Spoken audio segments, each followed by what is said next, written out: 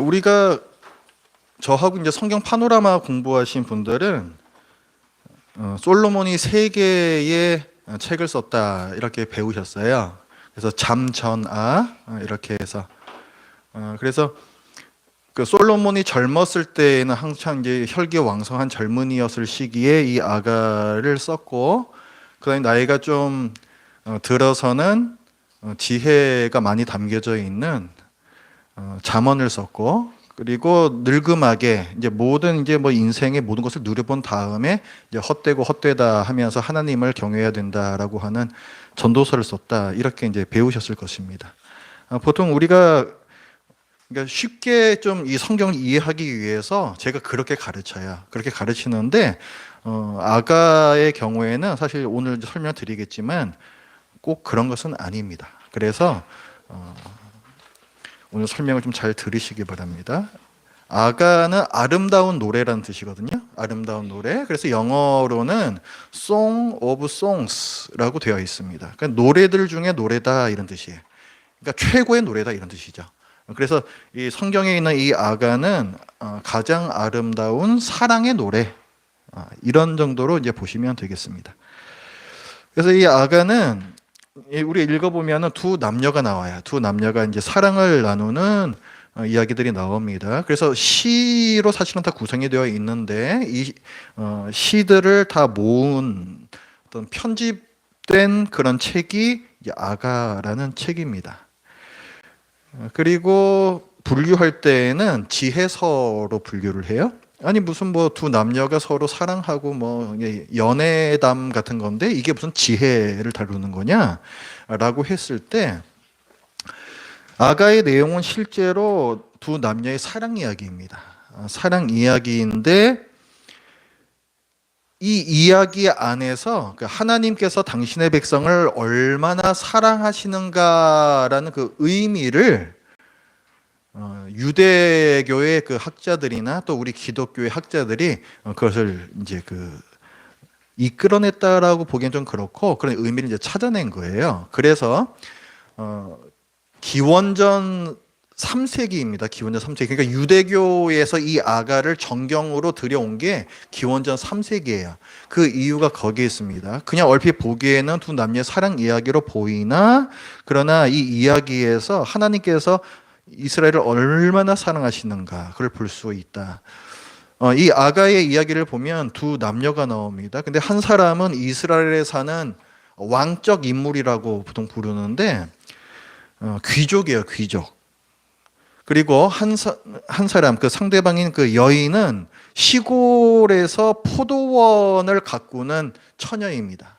그러니까 신분이 완전히 다르죠. 당시 신분 사회인데, 그래서 이 두 개의 신분을 갖고 있는 남녀가 넘을 수 없어 보였던 그 벽을 넘어 서로 사랑하고 서로 결혼하게 되는 그런 이야기거든요. 그러니까 이게 지금 고귀한 한 존재와 미천한 한 존재의 사랑 이야기이고 여기에서 존귀하신 하나님께서 그 미약했던 이스라엘 백성을 당신의 백성 삼으시고 그리고 우리 성경에 보면은 이스라엘에 대해서 자기의 아내다 또 당신 스스로 가리켜서는 내가 이스라엘의 남편이다 이렇게 종종 비유로 말씀을 하시거든요. 그래서 그런 것들을 봐서 이 아가를 하나님께서 당신의 백성을 끝까지 사랑하시는 그 이야기로 보는 겁니다. 그러니까 그런 의미에서 정경, 우리 성경 안에 들어온 거예요. 그런 의미에서. 그러니까 우리가 이 아가를 읽을 때에도 1차적으로는 그 문자적인 의미를 놓치지 말아야 됩니다. 남녀 간의 사랑이 얼마나 귀한 것인가. 그리고 여기는 성적인 묘사들도 많이 나오거든요. 이 아가를 정경에 들여온 것을 불편해하는 분들이 그 주장이 뭐냐면 너무 노골적이라는 거예요. 이거 거의 외설 아니냐. 어떻게 거룩한 하나님의 말씀, 정경 안에 이런 걸 갖다 넣을 수가 있느냐 하는 건데 그 주장의 밑바닥에는 우리의 육체 그리고 우리에게 주신 성 그리고 남녀 간의 그 육체적인 사랑 이런 것들을 굉장히 낮게 보는 그런 마음이 숨어 있는 겁니다. 그러니까 우리의 영에 대해서만 뭔가 더 가치가 있는 것이고 우리의 육과 뭐 어떤 성에 대해서는 굉장히 뭔가 천박하고 낮은 것으로 여기는 잘못된 사상이 거기 있는 거예요. 그렇지 않습니다. 하나님께서는 아담과 하와를 창조하실 때부터 생육하고 번성하라고 하시면서 또 그 결혼한 남녀 간의 그 즐거움, 사실은 삼위일체 하나님께서 누리시는 그 즐거움이군요. 그 셋이지만 하나이지 않습니까? 삼위일체가 한 몸이 되는 그 기쁨을 통하여서 그 삼위일체의 그 긴밀하고 친밀한 깊은 사랑의 관계를 조금이나마 맛보도록 하신 거예요. 그래서 이 성에는 기쁨도 있는 것이고 거룩함도 있는 것입니다. 그래서 우리가 아가를 읽을 때 그 부분도 놓치지 말아야 하고, 그 다음에 그 영적인 의미라고 할 수 있는 하나님과 백성의 사랑, 이 두 가지 의미를 모두 잡아내야 됩니다. 그것이 아가를 읽는 방법입니다. 아가의 1장 1절에 보면은 이것은 솔로몬의 아가라라고 기록되어 있습니다. 그러니까 이걸 보면서 솔로몬이 이걸 지었구나 생각하고, 또 아가서를 좀 읽다 보면은 뭐 솔로몬의 가마가 막 나와요. 그 결혼 행렬에.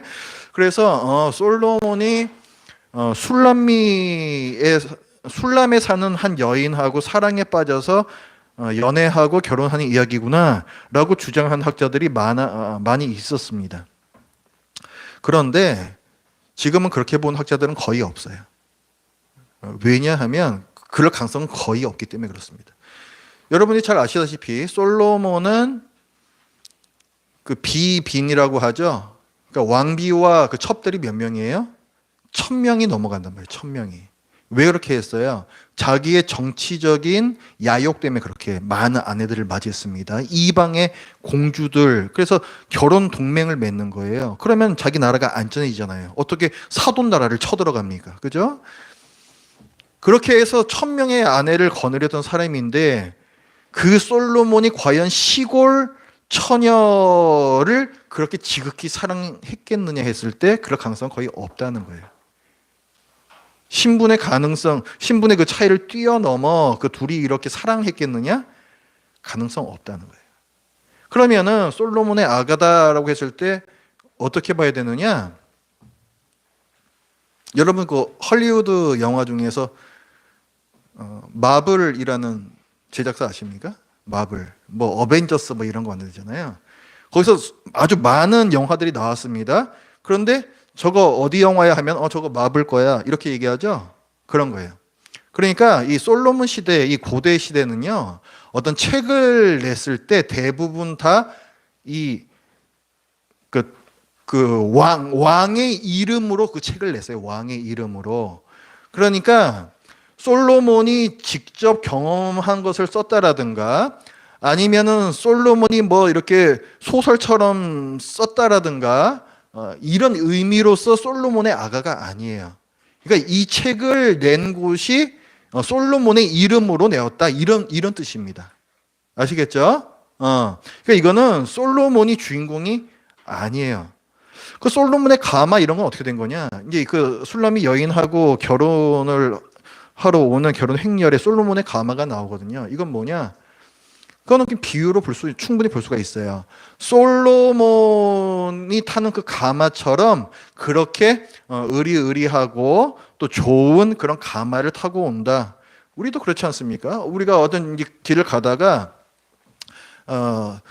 예를 들어서 뭐 올림픽 요즘 그런 거 안 하는데 올림픽 금메달 딴 사람들이 퍼레이드 같은 거 할 때가 있어요. 그러면 길을 다 막고서 그 퍼레이드 차량이 지나가죠. 그런 거 보면서 어떤 사람은 뭐라고 얘기합니까? 야, 이건 뭐 거의 뭐 대통령 행렬이네, 이렇게 얘기할 수가 있죠. 그 비슷한 거예요. 솔로몬의 가마다 하는 것도 결혼식 들어오는 그 가마가 의리의리하다는 거예요. 삐까번쩍하다는 거예요. 거기에 대한 비유의 말씀으로 충분히 볼 수가 있습니다. 그리고 왜 이걸 솔로몬의 가마라고 보기 힘드냐면, 아가서의 마지막 부분 8장에 가면요, 그 10절부터 12절까지를 보면은 솔로몬에 대해서 굉장히 악평하는 얘기가 나와요. 솔로몬은 자기 욕심을 위해서 백성들을 착취하는 그런 사람이다라는 얘기가 나옵니다. 솔로몬이 신랑이라면 그런 얘기가 나올 수가 없죠. 그래서 이 아가의 주인공이 누구냐 할 때 일단 여인은 어떤 시골 여인이고 근데 이 남성은 솔로몬이 아닐 가능성이 거의 99%예요. 99%고 아까 제가 이스라엘의 어떤 귀족일 것이다라고 말씀드렸는데 여기에 대해서도 또 의견이 분분합니다. 사실은 이 아가서를 읽어보시면 이 그 신랑 되는 사람이죠. 이 남자 연인이라고 할 수 있는데 이 사람이 양을 치러 다녀요. 동산에 양 치러 가고 그다음에 둘이 만나서 사랑을 나누는 것도 그런 어떤 들판 이런 곳이 막 나옵니다. 그래서 실제로 이 남자 연인은 목동이다 이렇게 보는 경우가 많아요. 목동이고 그럼 그 귀족이든 뭐 솔로몬이든 그런 사람들은 뭐냐? 그 사랑을 방해하려는 여인을 사랑하는 또 다른 남자로 보는 것입니다. 그러니까 삼각관계, 삼각관계. 그렇게 또 해석이 가능해요, 실제로. 그런데 중요한 건 뭐냐면 이 남자가 여자가 누구냐 그런 게 아닙니다. 그런 게 아니고 아까 말씀드렸던 아가의 메시지예요, 메시지. 등장인물이 실제 누굴 가리키든 간에 메시지는 변하지 않습니다. 두 남녀 간의 사랑이 고귀한 것이고 하나님과 백성 사이의 그 사랑, 헌신적인 사랑으로 충분히 해석할 수 있다는 그 부분이 중요한 것입니다. 자, 그래서 주제를 보면요. 첫 번째는 난관을 뛰어넘어 성숙해지는 남녀 연인의 사랑이다 라고 되어 있고 여기에서부터 하나님과 그 백성 사이에 헌신적인 하나님께서 헌신하시는 언약적인 사랑을 끌어낼 수가 있는 것입니다. 그래서 출애굽했을 때부터 그다음에 뭐 시내산 거치고 그 광야 거치고 얼마나 고생을 많이 했어요. 백성들이 고생도 했지만은 또 반역도 많이 했죠. 사실 하나님께서 마음고생을 엄청나게 하신 겁니다. 그러나 그런 관계를 통해서 이 광야를 통과하면서 이 백성이 여리고성을 목숨 걸고 돌 수 있는 순종하는 백성으로 바뀌어요. 그렇죠?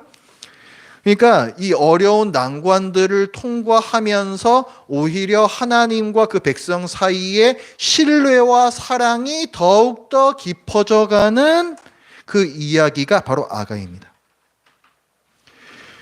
구약시대 관점에서 보면 그렇고 우리 신약시대 관점에서는 그리스도와 우리 교회 이렇게 볼 수가 있죠.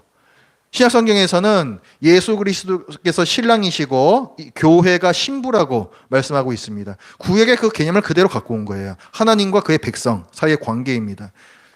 그것을 나타내는 것으로서 아가를 읽을 수 있습니다. 그래서 구조를 보시면 먼저 두 남녀가 만나요. 두 남녀가 만나요. 그리고 사랑에 빠집니다. 그리고 남자는 예루살렘으로 돌아가고 여자는 또 자기 집 이 시골에 남아 있습니다. 그러면서 가끔씩 서로 보고 싶어하는 마음에 계속 만나죠. 그러다가 남자가 여자에게 청혼을 하고 여자가 승낙을 합니다. 그래서 결혼식을 하게 되죠. 그래서 결혼 행렬이 들어오고 또 신혼밤에 대한 그 풍경이 이렇게 좀 애둘르는 표현으로 또 이렇게 나와요. 그러니까 여기까지 아주 해피한, 아주 순탄한 경로로 계속 진행이 됩니다. 그러다가 어떻게 되냐면 갑자기 이유는 알 수 없는데 갑자기 이 두 사람 간에 갈등이 생기고 불화가 생겨요. 그게 오늘 본문입니다.